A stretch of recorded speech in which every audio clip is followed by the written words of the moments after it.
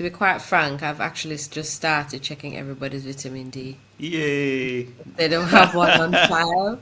I have a look first to see if it's been done recently, and if it hasn't been, I just check it because of how much vitamin D deficiency I'm finding. And Wow. along with it, I find a lot of magnesium deficiency as well. I was about So, to ask. Welcome to the Healthy Reasonings podcast with Dr. Andre. You are now listening to your number one source for clear, unfiltered conversations about your health and wellness. Join us every Tuesday for success stories, educational topics, and interviews with wellness experts from around the world. You can listen to this podcast on your computer, phone, or any other electronic device that streams podcasts, or download each episode and listen to it on the go. Let's get started with today's episode.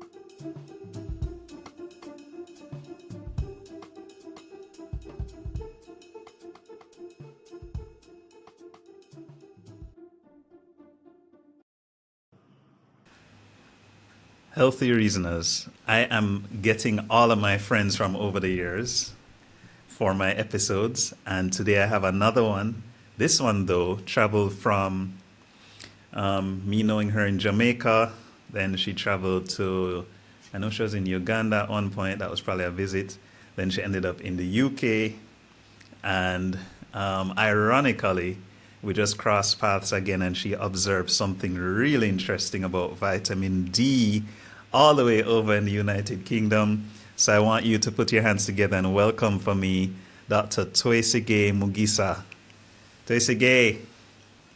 thanks for having me, Andrea. And she's upset at me because it's minutes to midnight over there, and I did not tell her that she was going to be on video. So, so, so here we are. I'm getting beaten from her as well as from my wife for not telling the lady that she would be required to be on video. And also, it's really late. So, but Twesi, we met in we met in high school. Went to different high schools here in Jamaica, but we met at extra classes at one point. Though Yeah, you don't remember that. That was in like the year 2000. yeah.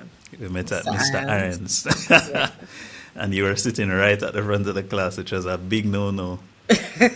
And and then we got into medical school. You were the year behind me, Yeah.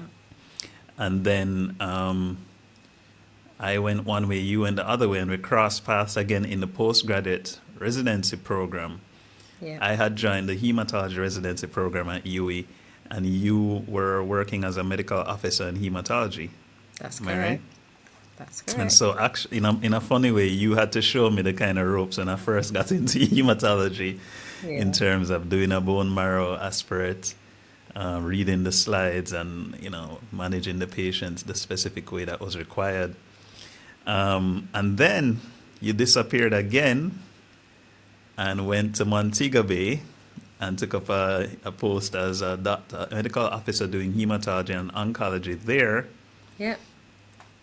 And then I graduated as a postgraduate doctor from hematology oncology. And I decided to go to Montego Bay and found out that you were there. Yeah. And we crossed paths again.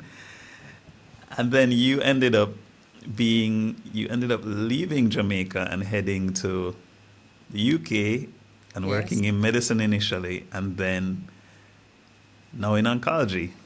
And back to medicine again. I'm back to medicine again. But when I came to the UK last year, I think it was, we crossed paths, we met up for lunch. And that was fun. Me, you, and Nisha, and my family members, I think. Yeah. And you were telling me lots of stories. So, first of all, just tell me about what it was like getting into.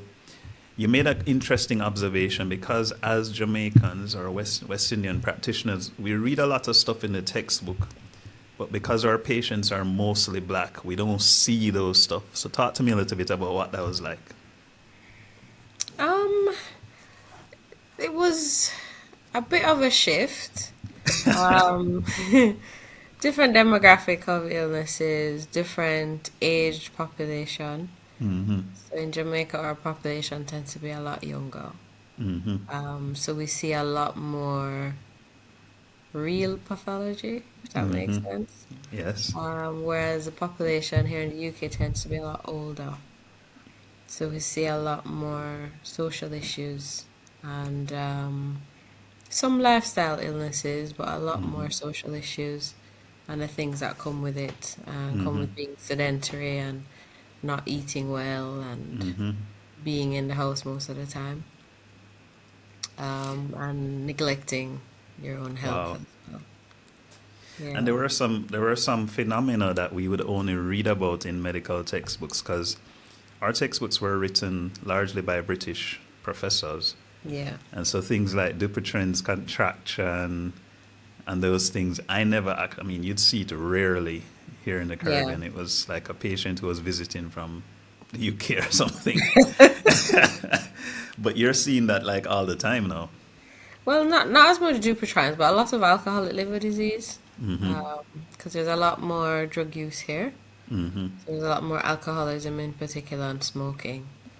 So we see a lot of COPD, a lot more than I'd ever seen in Jamaica.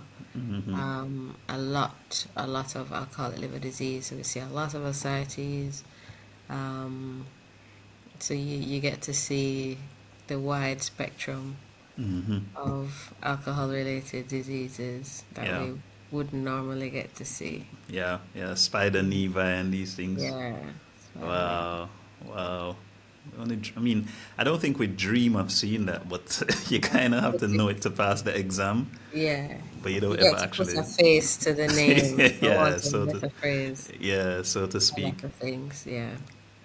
So there's a question I have to ask all my visitors, all my guests, visitors, whatever, which is what made you decide to do medicine in the first place?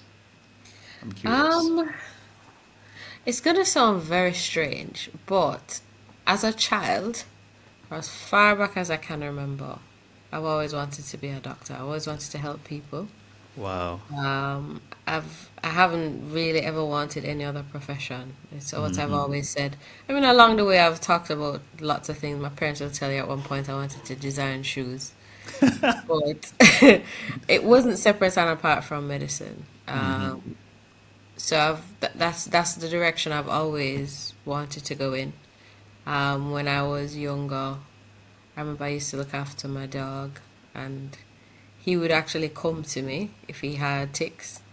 He would Wow. actually come to me and sit in front of me. Wow. So I would look down at his back, and I'm the only one who would painstakingly take them out because there's a Wow. spot between his shoulders here. He used to have a lot of them. I'm the one who used to pick them out. Oh, wow. And when he had cuts, I'm the one who used to pick the maggots out as well. Oh, wow. Yeah, So, as so gross you, as it sounds. no, but But you're instinctively a healer, it sounds like.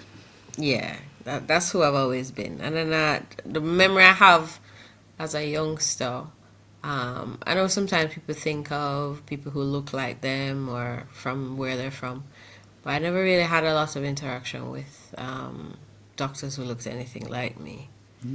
It was, I have memories of Trapper John MD. I don't know if you remember that TV show. I do, actually. Yeah. Vaguely. I used to love watching that, and I was Wow. absolutely fascinated. And even though Trapper John looked absolutely nothing like me, I always thought, what it would be like to be like him one day. And then I think Bill Cosby was a doctor in the Cosby Show, right? Yeah, he was, but he was a black man. He was not a Yeah, woman. yeah, His wife was a exactly. lawyer. Yeah, yeah, yeah. I did toy with the idea of law once, and then I realized I had to study history, or so they said, Yeah. and I absolutely couldn't stand history. So I was like, nah, yeah, let's stick with the medicine. Yeah, yeah, yeah. So yeah, that's how we ended up here. That's pretty cool. I'm going to respect the fact that it's late for you. So the healthy reasoners watching are gonna get an abbreviated introduction to the great Twesige. However, let's take a quick break. We're gonna just do a quick commercial break. We're only gonna have one break this time, and we're gonna talk a little bit about why I definitely had to have her on. Quick break, and we're back. Healthy Reasoners. There's so much more I'd love to be able to say during these podcast episodes, but out of respect for the platforms that I'm on, such as this one, I do not think it would be the best move. And so I want to be able to provide even more unfiltered, clear conversations for you, the Healthy Reasoners. So I invite you to join me in our very own private community over at healthyreasonings.com. There, we can talk in a little bit more detail. I actually have several benefits available for you. It's live Q&A sessions once a week. We're going to have discussions amongst ourselves. We're going to see if we can get some of our guests to come on there as well to share their thoughts in a more candid way. And so many other benefits, including behind the scene footage, other resources, merch, and apparel. Lots of things that are going to make your life so much better, healthier, and more productive. So I invite you to join us over there at healthyreasonings.com. Sign up to join the community. It is totally free, and you're going to see me there live and in living color, speaking in clear, unfiltered terms. Jump over right now, and I'll see you there. And we're back with Twesige Mugisa, the indomitable. The person who can survive wherever she lands and always lands on her feet. And don't deny it. Don't deny it. Thanks, Andre. So we had a very interesting conversation 2 weeks ago, August the 6th to be precise. I'll never forget that day, because I was talking to you about my recent discovery and passion for vitamin D. And in true Twesige style, I was all excited on the phone, and I think I was texting, and I was super excited and texting really fast. I'm like, oh my gosh, look at all this that I'm finding out, blah, blah, blah. And she just kind of calmly types back, yeah, I test all of my patients for vitamin D, and they're always low. So I was like, whoa, okay, well, I don't feel like I discovered anything then. But you told me that you treat a lot of, obviously you treat a lot of chemo patients. And you made an observation about the chemo patients and vitamin D. Take it away. Yes, I noticed that. I mean, it's no accident living in the UK where the sunlight is a bit scarce. Mm-hmm. But I noticed that quite a few of my oncology patients were vitamin D, not just low, but quite deficient. Very, very low values, 8, 6, 4, Wow. sometimes undetectable. Yeah. Wow. Quite a few, the majority actually, even when they were on Adcal D3. Wow. Because quite a few are, older, so they're over 65. And so based on the current guidelines, they put them prophylactically on Adcal to prevent osteoporosis. But I noticed that even when some of them were on Adcal, they were vitamin D deficient. Mm-hmm. I also have, we have different demographics. We have Caucasian patients, we have Asian patients. And the Asian patients, quite often they would tell you how fatigued they are and that they don't feel like doing much. You check their vitamin D and voila, it's very low. But even on the general medicine side, because I do that side as well, quite often when our patients come in, to be quite frank, I've actually just started checking everybody's vitamin D. Yay. They don't have one on file. I have a look first to see if it's been done recently, and if it hasn't been, I just check it because of how much vitamin D deficiency I'm finding. Wow. And along with it, I find a lot of magnesium deficiency as well. I was about to ask. Quite a few, yeah. So I tend to check them together. I just do the bone profile, which has corrected calcium, phosphorus, magnesium, the alkaline phosphatase, and vitamin D and magnesium. So I tend to just run that panel. And if they're anemic, I do the anemia screen, because quite a few of them are anemic as well. So I don't think I could smile any wider right now. Yeah, and I mean, with healthcare being at no cost to the patient, I think it's the least that we can do to ensure patients' health is maintained, because quite often a lot of the symptoms that they come in with is related to simple deficiencies like those. And I notice as well, interestingly, that some of them actually tend to have a better journey with their chemo and even their Mm-hmm. infection treatments when the vitamin D is replenished. Yeah, yeah, yeah. And it makes sense. I was so fascinated when you said the chemo journey goes better, but I mean, the infection journey makes sense because we know that vitamin D is not just about bone and calcium, but it is Yeah. about the immune system. Yes. So it makes sense, and yet I'm late to the party, but it's never too late for a shower of rain. Because I mean, I can only imagine how many patients you and I collectively will be able to help. Not to mention the healthy reasoners who are going to watch this and think to Yeah. themselves, huh, I wonder if I need to do some tests. All right, so um, we're not going to have an in depth discussion because it's almost 12 midnight where you are, and that's unfair to you. So we're going to bring you back again once the healthy reason has given approval. So we're going to jump right into the weird and wonderful section. Did they warn you about this section? No. Very good. So the weird and wonderful section is where you ask me two questions that are personal but not invasive or embarrassing. And then I ask you two questions that are personal, not invasive or embarrassing. And the whole idea, and the healthy reasoners already know this, is we want to emphasize the humanity of doctors because sometimes, for whatever reason, people don't remember that we are human too. Yeah. And so this experience that we're on, especially you and I who are more than just doctors, but I'd like to say healers, it's a shared experience. When we encounter a patient, we're not just talking down, but we're talking with the patient. So the humanity needs to come out, I think. So I'll go first by asking you a question, All right, go on. and then and then you can ask me one. So, all right, here's my question to you. For romantic movies, those kind of like, well, I'm not gonna give you any names because that could be the answer. What's your favorite romantic movie? Um, I'm not really that into romantic movies, you know. Ah, come on. No, truly, I prefer like mystery All right, fine. What's your favorite mystery movie? or thriller. Oh, The Equalizer. Does Oh, that count? nice. Denzel Washington. Yes. Yeah, it was I got three quarters through that movie and I couldn't take it anymore. It was just so much revenge and gore, Yeah.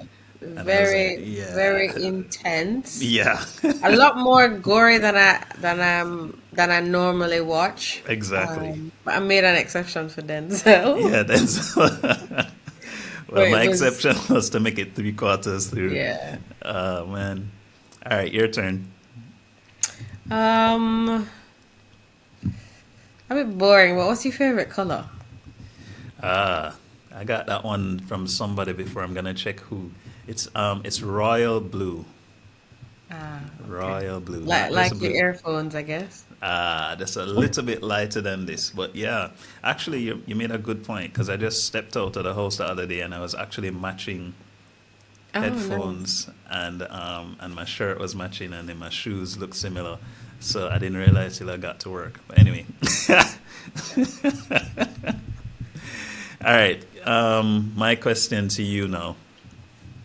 Um, oh, here's an interesting one that just popped in. Have you ever ridden a horse? No. And would you? Um, I do want to. I Mm-hmm. do want to. Mm-hmm. But I know they can be dangerous creatures. I have a listener who would be very distressed to hear you say that, so I'm gonna make sure she watches this episode because she says horses are smarter than we are, not like intelligence wise, but emotionally. Oh, they are. So yeah, that's what she says. They definitely Uh, are, but you don't want a horse to kick you. exactly, and we have Yeah. ongoing debates about that, but Yeah. And yeah, she and they I, can be frightened very easily, and then yeah, you end up hurt. yeah, That's my worry. yeah, and understandable. Yeah. Your question. I've never asked you what got you into medicine. Yeah, so That's a two-sided question and a very good one. I was pretty sick for most of my childhood, and so I spent a lot of time around doctors and around the hospital, more time than I like to admit. And so over the course of time, it became apparent to me that it would be useful to be able to, put myself on the other side of that situation. And I think you're right. That question cuts deep because it speaks to the heart of why both of us probably can relate so much to the patients when they walk in. Patients often tell me that when they sit with me, they have this calm sensation, like I understand them. And I'm like, yes, because I do. I know exactly what it's like to be where you are. And in truth, I met a doctor the other day, one of my friends, who told me that he has never been sick. Oh, wow. And I almost wanted to say to him, you're missing out. So that's not nice to say. like, until you've been sick. I mean, he says he catches the flu every now and then. He Yeah. didn't catch the what a couple of years ago either. But he Yeah. says he just doesn't know what it's like to be sick. So, I can just imagine there's an experience. Yeah, disconnect. There you go. Yeah. And he doesn't even know. But I mean, I can't force him to get sick, can I? So, but I think it gives us a better connection point with the patient when we've been there. Yeah, definitely. Yeah, Twesi, I'm going to allow you to go get some sleep. I'm really glad that we managed to link up. And I know the healthy reasoners are going to appreciate these few nuggets that you've dropped in, especially since I just did an episode recently on vitamin D. And I suspect that they're going to want you back at a time when it's not minutes to midnight. And, Sure. and we can talk a little bit more, and they can also ask you some more questions. But it's been really awesome, and I'm grateful that we were able to do this. And shout out to the person who's going to edit this episode, who you know very well. And we'll talk. Get some sleep, my friend. Thank you. All right. Thanks for having me, Andre. All right, bye. Bye. Thank you for listening to another episode of the Healthy Reasonings podcast. Remember to subscribe to this podcast so you can be updated as soon as new episodes are ready. If you have a question, send us a voice note on WhatsApp or a WhatsApp message. The WhatsApp number is 1-876-405-7831. For more information or to become a sponsor, please email wellnessdocjamaica@gmail.com. See you soon.